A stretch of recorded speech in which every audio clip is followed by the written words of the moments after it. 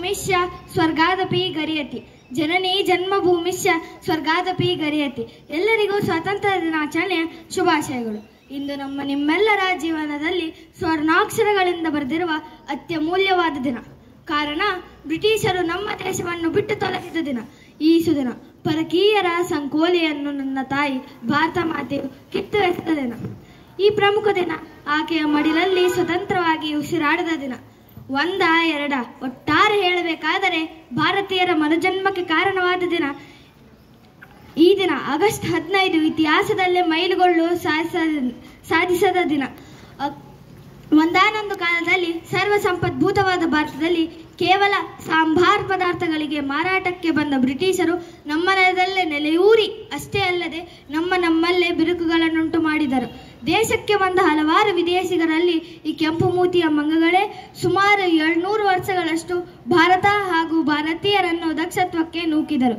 ದೇಶ ನಮ್ಮದು, ಭೂಮಿ ನಮ್ಮದು, ಉಸಿರಾಡುವ ಗಾಳಿ ನಮ್ಮದು, ಕುಡಿಯುವ ನೀರು ನಮ್ಮದು, ಅಷ್ಟೇ ಅಲ್ಲದೆ ಸೇವಿಸುವ ಆಹಾರ ಕೂಡ ನಮ್ಮದು. ಆದರೆ ನಮ್ಮ ಮೇಲೆ ದಬ್ಬಾಳಿಕೆ ಮಾತ್ರ ಬ್ರಿಟಿಷರದು. ಎಂಥ ವಿಪರ್ಯಾಸ ನೋಡಿ! ಅಷ್ಟೈಶ್ವರ್ಯಭರಿತವಾದ ನನ್ನ ತಾಯಿ ಭಾರತಾಂಬೆಯು ತನ್ನ ಬೃಹತ್ ಸಾಮ್ರಾಜ್ಯದಲ್ಲಿ ತಾನೇ ಬಂದಿಯಾಗಿದ್ದಳು. ಆದರೂ ಧೈರ್ಯವಂತ, ಸಾಹಸವಂತ ಹಾಗೂ ಬುದ್ಧಿವಂತ ಮಕ್ಕಳ ಜನ್ಮದಾತೆಯಾಗಿದ್ದಳು.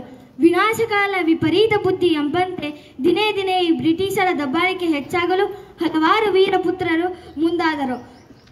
ಸ್ವತಂತ್ರ ಭಾರತ ಕಿಚ್ಚು, ಸ್ವಾಭಿಮಾನ, ದೇಶಾಭಿಮಾನ, ಶಾಂತಿ, ಕ್ರಾಂತಿ ಇವೆರಡು ಘೋಷಣೆಗಳನ್ನಿಟ್ಟು ಬ್ರಿಟಿಷರ ವಿರುದ್ಧ ಹೋರಾಡಿದರು. ಹಲವಾರು ನಾಯಕರು ತಮ್ಮ ರಕ್ತ ಸುರಿಸಿ ದೇಶಕ್ಕಾಗಿ ಹೋರಾಡಿದರು, ತಮ್ಮ ಜೀವನವನ್ನೇ ಮುಡುಪಾಗಿಟ್ಟರು. ಬಾಲ್ ಗಂಗಾಧರ್ ತಿಲಕ್ ಅವರು ಸ್ವರಾಜ್ಯವೇ ನನ್ನ ಜನ್ಮಸಿದ್ಧ ಹಕ್ಕು, ನಾನದು ಪಡೆದೇ ತೀರುತ್ತೇನೆ ಎಂದರೆ, ನೇತಾಜಿ ಸುಭಾಷ್ ಚಂದ್ರ ಬೋಸ್ ಅವರು ನನಗೆ ರಕ್ತ ಕೊಡಿ, ನಾನು ನಿಮಗೆ ಸ್ವತಂತ್ರ ನೀಡುತ್ತೇನೆ ಎಂದರೆ, ಗಾಂಧೀಜಿಯವರು ಸ್ವತಂತ್ರ ಚಳುವಳಿಯಲ್ಲಿ ಮಾಡು ಇಲ್ಲವೇ ಮಡಿ ಎಂಬ ಘೋಷಣೆಯನ್ನಿಟ್ಟು ಬ್ರಿಟಿಷರ ವಿರುದ್ಧ ಹೋರಾಡಿದರು, ತಮ್ಮ ಜೀವನವನ್ನೇ ಮುಡುಪಾಗಿಟ್ಟರು. ಹೀಗೆ ಹೇಳುತ್ತಾ ನನ್ನ 2 ಮಾತುಗಳನ್ನು ಮುಗಿಸುತ್ತೇನೆ. ಜೈ ಹಿಂದ್, ಜೈ ಭಾರತ್. ಧನ್ಯವಾದ.